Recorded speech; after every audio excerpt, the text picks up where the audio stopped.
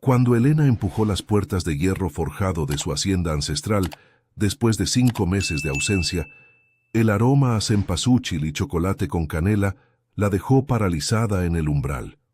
Frente a ella, iluminado por cientos de veladoras, se alzaba un altar de muertos tan monumental que las lágrimas brotaron sin control.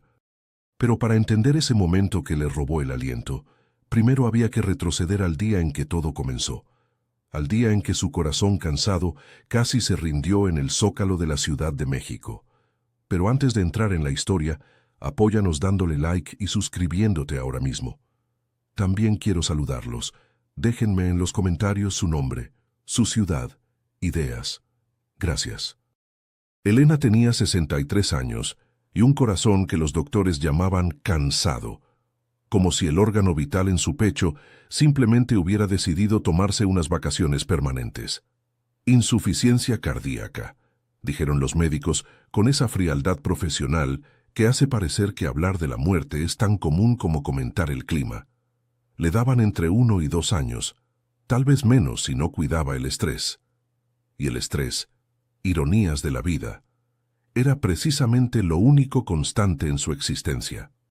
Ese día de diciembre, durante las fiestas de la Virgen de Guadalupe, Elena había llegado temprano al Zócalo para tomar el autobús que la llevaría al rancho de su hermana en Querétaro. Pero el repique incesante de las campanas de la catedral, el bullicio de los peregrinos, el humo del copal y el calor de la multitud conspiraron contra su corazón débil. El mareo llegó como una ola oscura que la arrastró sin piedad. Lo último que recordaba era el sonido de las matracas y el canto de la guadalupana antes de que sus piernas cedieran. Cuando despertó, el sol ya había cambiado de posición en el cielo. Estaba recostada en un banco de piedra de la plaza, y sobre sus hombros descansaba un rebozo viejo pero limpio que olía a lavanda y a algo más. A ternura, si es que la ternura pudiera tener aroma. A su lado, una joven no mayor de 22 años sostenía un bebé contra su pecho mientras le ofrecía un vaso de agua con una sonrisa tímida. «Señora, ¿se encuentra bien? Se desmayó hace como media hora», dijo la joven con voz suave. Elena se incorporó lentamente, sintiendo cómo su corazón protestaba con latidos irregulares. La muchacha era delgada, demasiado delgada, y vestía ropa que claramente había conocido tiempos mejores. El bebé en sus brazos, envuelto en una cobija raída, no tendría más de 8 o 9 meses, pero lo que más impactó a Elena fueron los ojos de aquella joven. Había en ellos una mezcla de miedo y determinación que reconoció de inmediato, porque eran los mismos ojos que ella había visto en el espejo décadas atrás, cuando quedó viuda con 2 hijos adolescentes y un mundo de responsabilidades sobre los hombros. «¿Cómo te llamas?», preguntó Elena, aceptando el agua con manos temblorosas. «Paloma, señora, y él es Mateo». Elena bebió el agua lentamente, observando cómo Paloma mecía al niño con movimientos automáticos, perfeccionados por meses de práctica. Notó los zapatos rotos de la joven, la mochila deshilachada a sus pies, la manera en que sus ojos escaneaban constantemente la plaza, como si esperara que algo malo sucediera en cualquier momento. «¿Tienes dónde quedarte esta noche?». La pregunta cayó entre ellas como una piedra en agua quieta. Paloma bajó la mirada abrazando a Mateo con más fuerza. «Encontraré algo, siempre encuentro algo». Esa respuesta, evasiva y orgullosa a la vez, le recordó a Elena una verdad que había estado ignorando durante meses. Desde que recibió su diagnóstico, había vivido en una especie de limbo emocional esperando ¿qué? ¿A que sus hijos mágicamente recordaran que tenían una madre? ¿A que Ricardo dejara de enviar cheques en lugar de llamadas? ¿A que Beatriz regresara del extranjero aunque fuera por un fin de semana? El autobús que debía tomar había partido hacía horas. El siguiente no saldría hasta el día siguiente. Y allí estaba ella, una mujer con el corazón cansado y el tiempo contado, sentada en el zócalo junto a una completa extraña que le había ofrecido agua y su propio rebozo sin pedir nada a cambio. Algo en ese momento, bajo las campanadas de la catedral y el aroma del copal que aún flotaba en el aire, se rompió dentro de Elena. O tal vez se reparó. Era difícil distinguir entre ambas cosas cuando el final estaba cerca. «Tengo una hacienda», dijo Elena, su voz sorprendiéndose a sí misma por lo firme que sonaba. «Está en las afueras, hacia Xochimilco. Lleva cerrada 3 años, desde que murió mi esposo. Está llena de polvo y recuerdos, pero tiene techo y camas. Puedes quedarte allí tú y el niño, sin costo, sin condiciones». Paloma la miró como si acabara de hablar en un idioma desconocido. Sus ojos se llenaron de lágrimas que se esforzó por contener. «¿Por qué haría eso por mí? Ni siquiera me conoce». Elena sonrió con tristeza, sintiendo cómo su corazón daba un vuelco irregular que le recordó que el tiempo era un lujo que ya no podía desperdiciar. «Porque puedo. Porque tal vez el universo te puso en mi camino por una razón. O tal vez estoy siendo una vieja tonta. Pero mi corazón está cansado, niña, y ya no tengo energía para ser cautelosa. ¿Aceptas o no?» Amigos, cada historia que les cuento sale todos los días, pero YouTube solo se las mostrará si tocan el botón rojo de suscribirse. Toquen suscribirse, activen la campanita y nunca se perderán una historia. Gracias. La Hacienda de los Olvidos, así la llamaba Elena, aunque su nombre real era Hacienda San Isidro.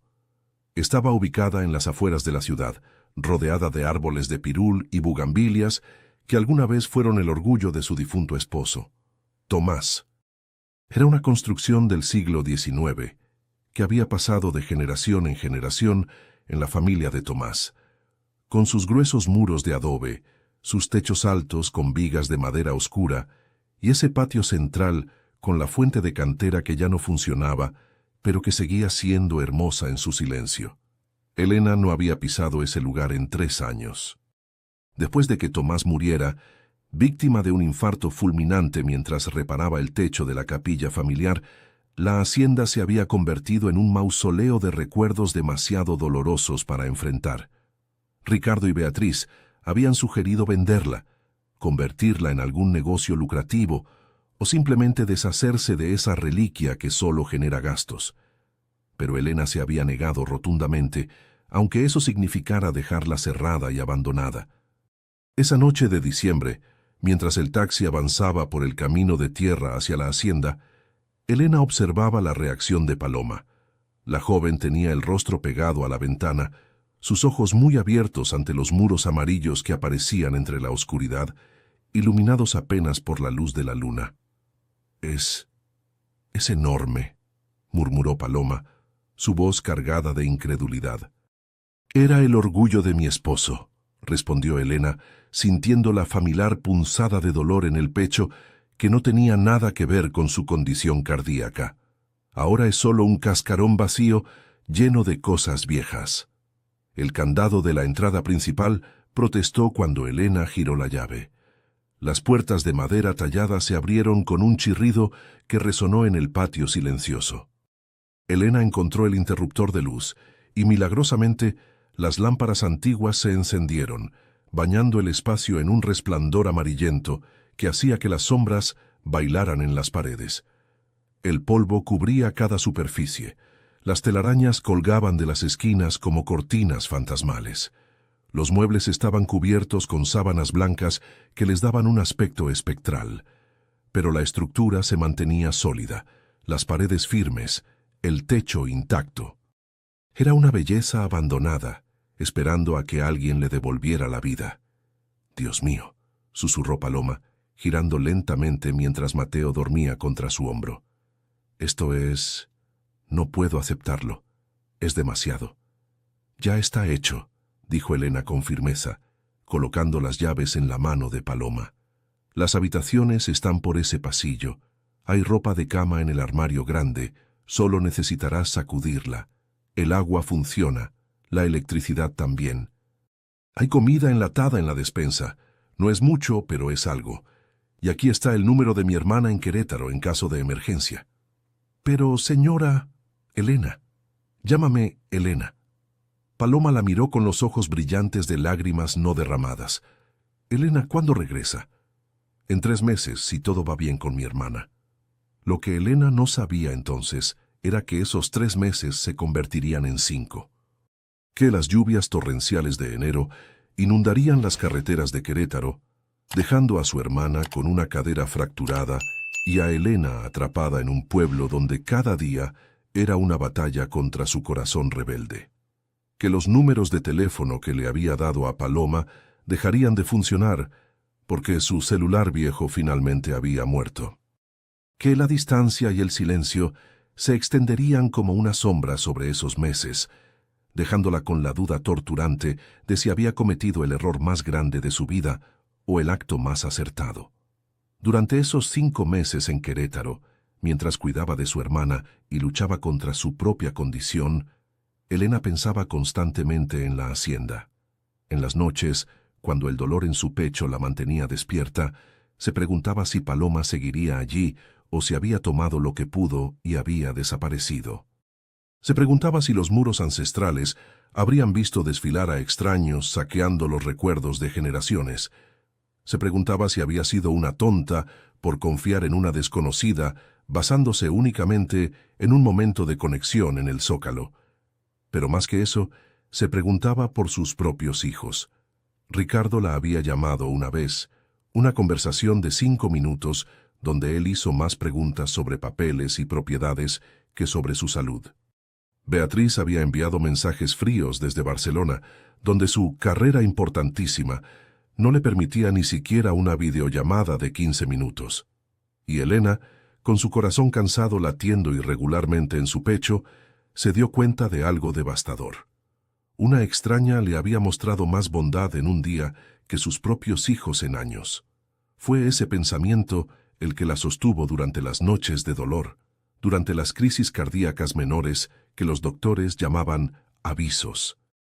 Fue ese pensamiento el que la hizo resistir cuando su cuerpo pedía rendirse, porque necesitaba regresar, necesitaba ver qué había pasado con la hacienda, con Paloma, con esa decisión impulsiva que podría haber sido estupidez o valentía.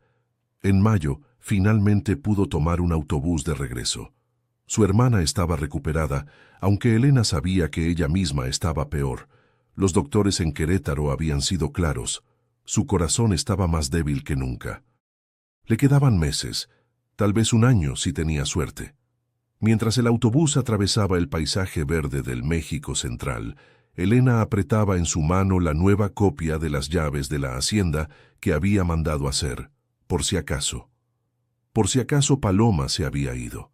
Por si acaso necesitaba entrar a su propio hogar convertido en ruina, por si acaso necesitaba enfrentar las consecuencias de su generosidad impulsiva. El taxi la dejó frente a las puertas de hierro forjado al atardecer. El sol de mayo pintaba el cielo de naranjas y rosas, y Elena se quedó inmóvil durante varios minutos, simplemente mirando. Lo primero que notó fue que el jardín exterior estaba limpio. Las bugambilias habían sido podadas, las malas hierbas arrancadas, el camino de piedras barrido. Había macetas nuevas con geranios rojos flanqueando la entrada.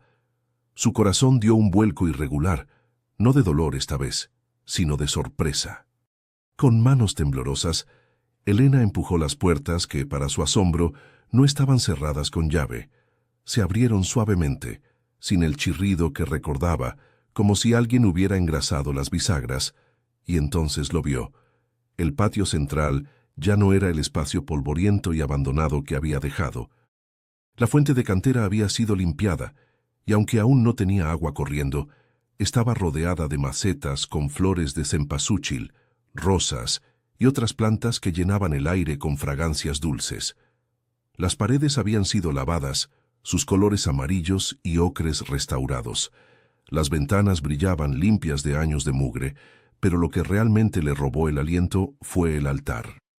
En el centro del patio, justo frente a la puerta principal de la casa, se alzaba una estructura de 3 niveles cubierta con manteles bordados, papel picado que ondeaba suavemente con la brisa, y cientos de veladoras encendidas que creaban un mar de luz parpadeante.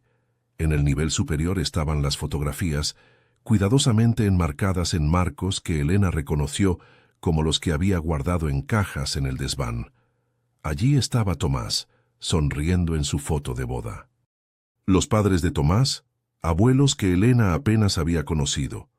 Los bisabuelos, generaciones de la familia que habían vivido en esa hacienda, todos reunidos en ese altar como si estuvieran teniendo una reunión familiar eterna.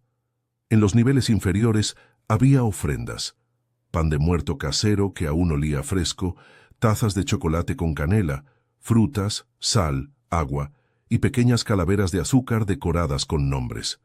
Elena se acercó lentamente, sus piernas apenas sosteniéndola. Había una calavera con el nombre de Tomás, otra con el nombre de cada antepasado en las fotografías, y al frente una calavera más pequeña, blanca y simple, sin nombre aún, esperando. Pensé que no regresaría nunca. La voz hizo que Elena girara bruscamente. Paloma estaba en el umbral de la casa, con Mateo en sus brazos, pero no era la misma joven demacrada que había conocido en el Zócalo. Paloma había ganado peso saludable, su piel tenía color, sus ojos brillaban con vida. Vestía un vestido sencillo pero limpio, y su cabello largo estaba trenzado con cintas de colores. Mateo, que ahora parecía tener más de un año, sonrió al ver a Elena, mostrando 2 dientes pequeños. ¿Paloma? Elena apenas podía hablar, su voz ahogada por la emoción. Señora Elena. Paloma se acercó rápidamente, dejando a Mateo en el suelo donde comenzó a gatear hacia las flores. Intenté contactarla tantas veces. Llamé a todos los números que me dio, pero ninguno funcionaba. Me preocupé tanto. Pensé que algo malo le había pasado. Elena no podía dejar de mirar alrededor. El patio, el altar, las flores, todo. ¿Qué hiciste aquí? Paloma bajó la mirada, mordiéndose el labio inferior. Espero no haberme excedido. Sé que me dio permiso de quedarme, pero yo solo quería cuidar la casa, devolverle aunque fuera una fracción de lo que me dio. Encontré todas esas fotografías en cajas, guardadas como si no importaran, y pensé que merecían ser honradas. Mi abuela siempre decía que los muertos no están realmente muertos mientras los recordemos.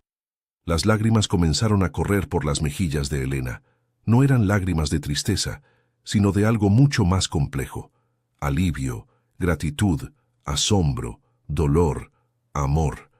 Todo mezclado en un torrente de emoción que su corazón cansado apenas podía procesar. El altar, logró decir, es hermoso. Es el altar más hermoso que he visto. Lo hago cada año para mi papá, explicó Paloma suavemente.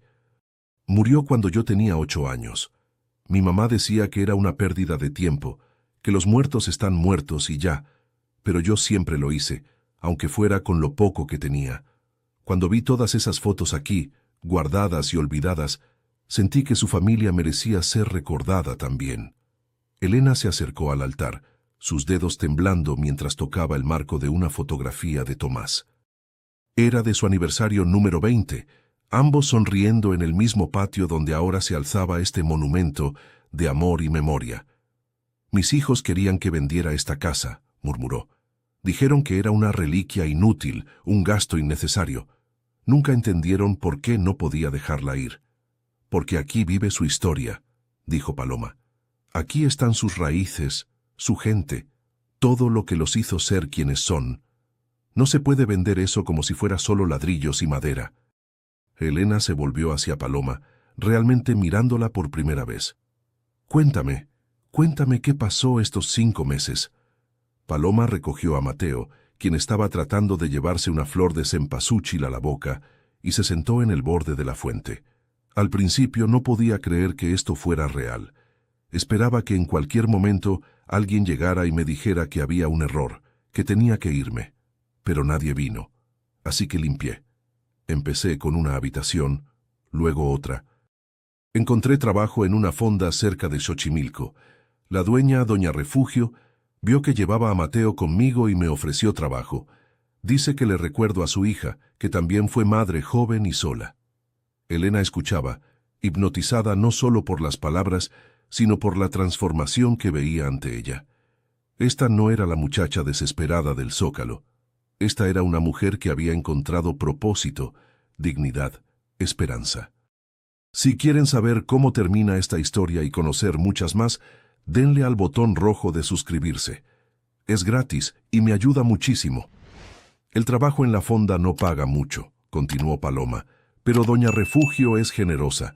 Me deja llevar a Mateo, me da comida para traer a casa y hasta me regaló ropa que ya no le queda a sus hijas. Con mi primer pago arreglé el techo de la capilla. Había goteras que estaban dañando las vigas. Con el segundo, contraté a un señor para que reparara las ventanas rotas, y poco a poco fui devolviendo vida a este lugar. Elena se sentó pesadamente junto a ella, su corazón latiendo de manera irregular. Pero esto, señaló el altar, esto es más que solo limpieza y reparaciones. Esto es amor. Es respeto, corrigió Paloma gentilmente. Respeto por usted, por su familia, por todo lo que representa este lugar.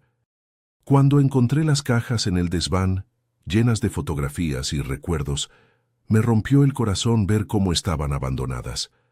Así que decidí darles el lugar que merecían. Cada foto tiene una historia, ¿verdad? Elena asintió, incapaz de hablar por el nudo en su garganta. Señaló una foto en particular de un hombre mayor con sombrero de charro y bigote prominente. Ese era el abuelo de Tomás, don Isidro, por quien pusieron nombre a la hacienda. Dicen que era el hombre más terco del Estado de México, pero también el más justo. Construyó la capilla con sus propias manos cuando su esposa enfermó, rezando cada día por su recuperación. ¿Se recuperó?, preguntó Paloma. No, murió 3 meses después. Pero don Isidro siguió yendo a la capilla todos los días hasta su propia muerte, 20 años más tarde. Decía que allí podía sentirla cerca. Paloma señaló otra foto de una mujer joven con vestido de encaje y flores en el cabello. ¿Y ella? La abuela de Tomás, doña Esperanza, era partera. Trajo al mundo a casi todos los niños del pueblo durante 40 años, incluyendo a mi propio esposo. Siguieron así durante horas, Elena contando las historias detrás de cada rostro en el altar, Paloma escuchando con atención mientras Mateo jugaba a sus pies. Era como si Elena estuviera trayendo de vuelta a la vida a personas que habían sido olvidadas, dándoles voz una vez más a través de sus recuerdos. Cuando oscureció completamente, Paloma preparó la cena en la cocina que Elena apenas reconocía. Las paredes habían sido pintadas, los gabinetes reparados, todo brillaba de limpieza. Comieron tamales que Paloma había aprendido a hacer en la fonda, y Elena pensó que nunca había probado nada más delicioso. «Hay algo que necesito preguntarte», dijo Elena mientras comían. «¿Por qué? ¿Por qué hiciste todo esto? Podrías haber simplemente vivido aquí, usado la casa como refugio.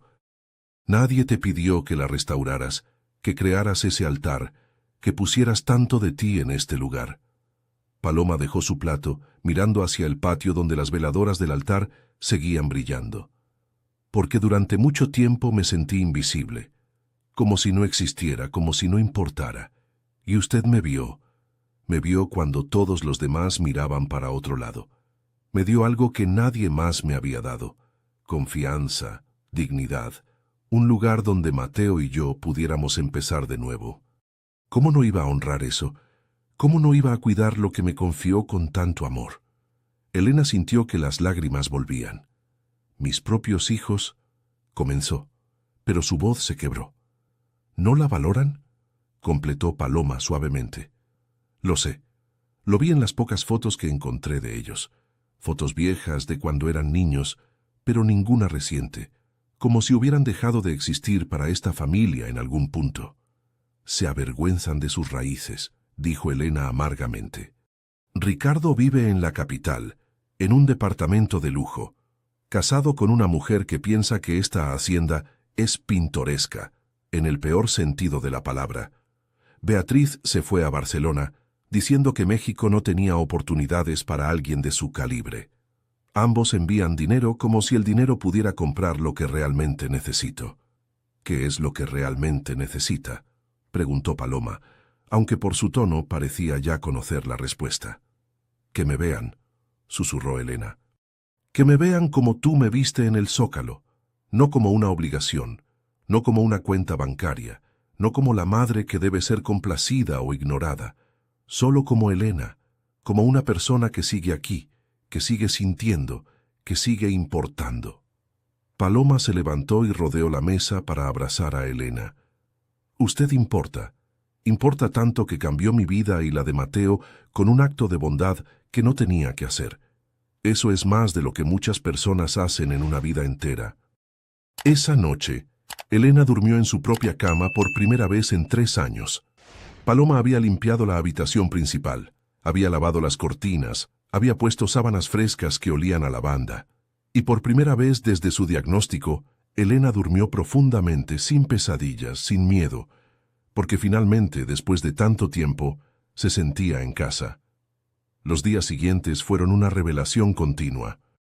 Elena descubrió que Paloma no solo había limpiado y reparado la hacienda, sino que había comenzado un pequeño jardín de hierbas medicinales en el patio trasero. Había catalogado todos los libros antiguos de la biblioteca, algunos que databan del siglo XIX. Había reparado el reloj de péndulo del vestíbulo que llevaba roto desde antes de que Tomás muriera. Cada rincón de la casa mostraba evidencia de cuidado, de amor, de respeto por la historia que vivía en esos muros.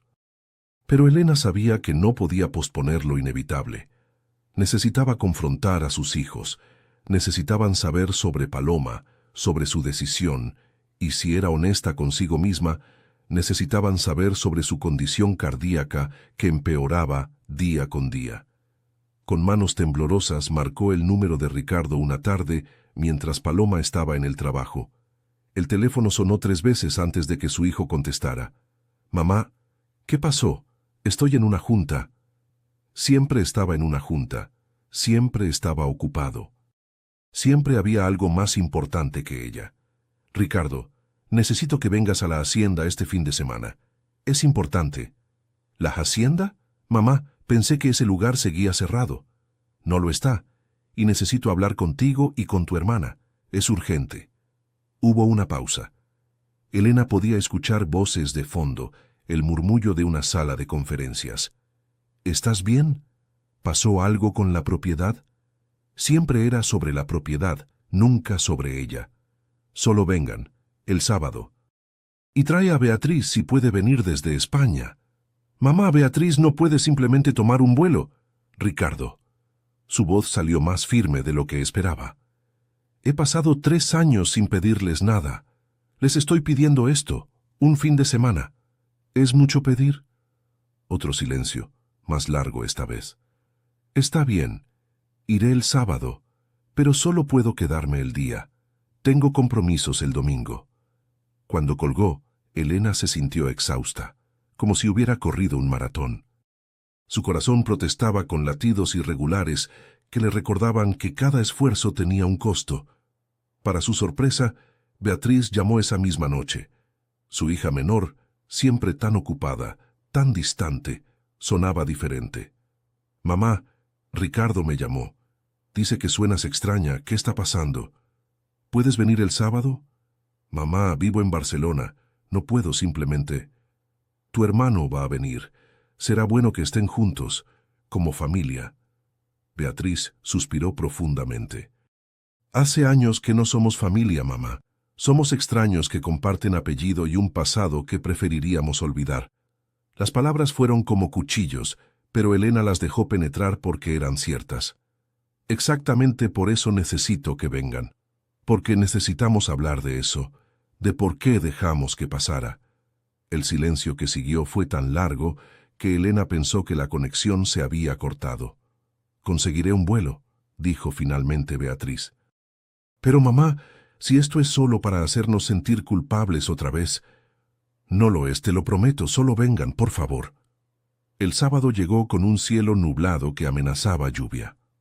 Elena se despertó temprano, su corazón latiendo erráticamente mientras se preparaba mentalmente para lo que vendría.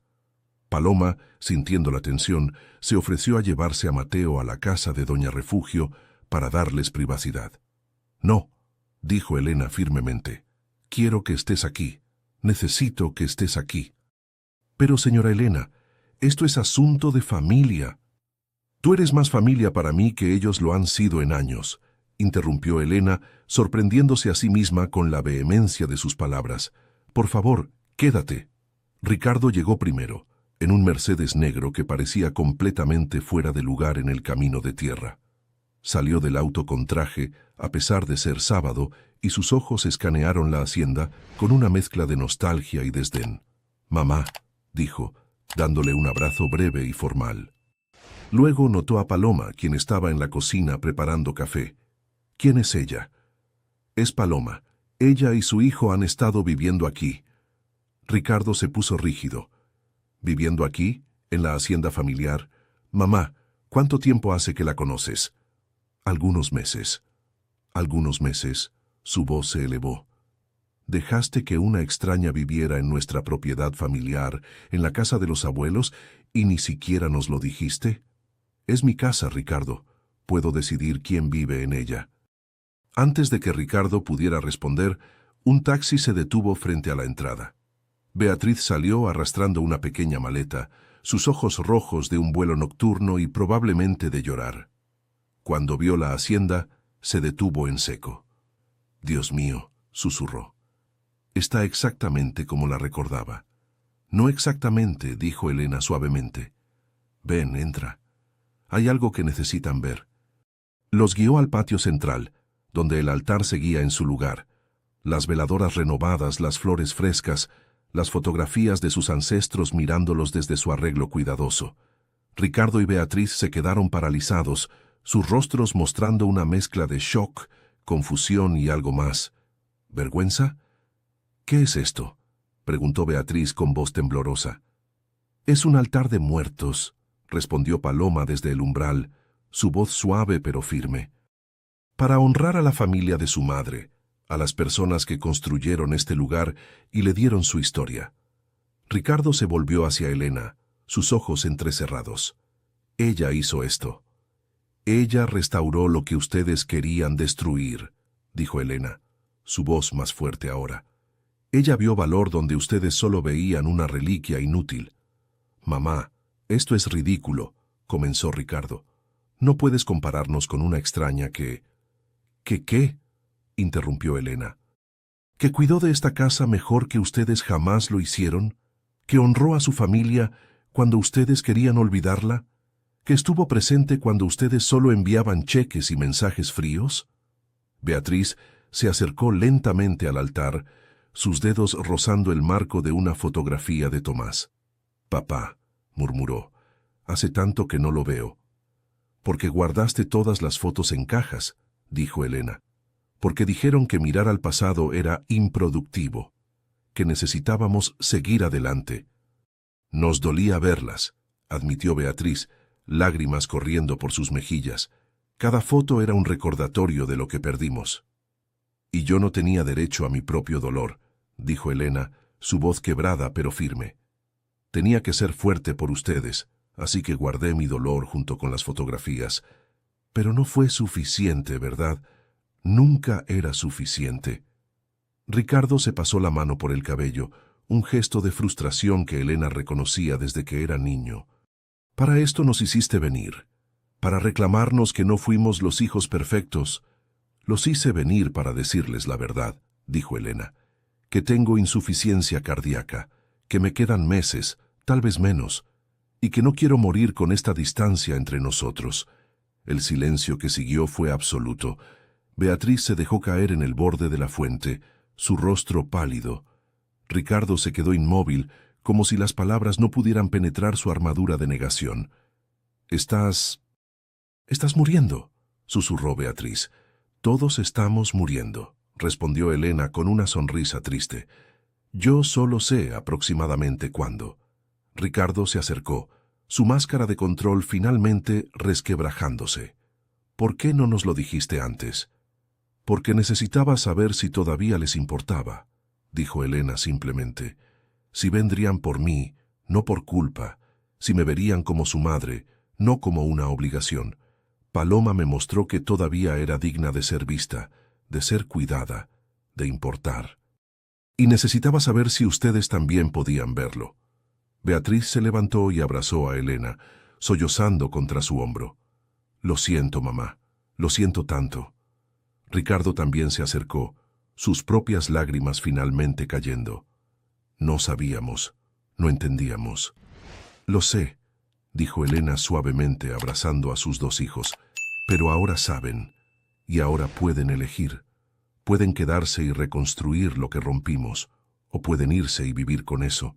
Es su decisión». Paloma, que había permanecido en silencio, comenzó a retirarse discretamente, pero Elena la llamó. «No, quédate. Tú también eres parte de esto. Me enseñaste que la familia no siempre es sangre. A veces es elección».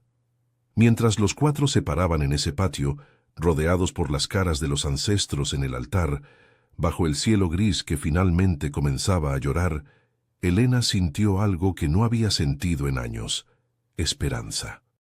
No la esperanza de que su corazón sanara, sino la esperanza de que su familia pudiera hacerlo. Si te gustó esta historia, haz clic en suscríbete y cuéntame en los comentarios qué parte te impresionó. Mañana hay más. Nos vemos allí.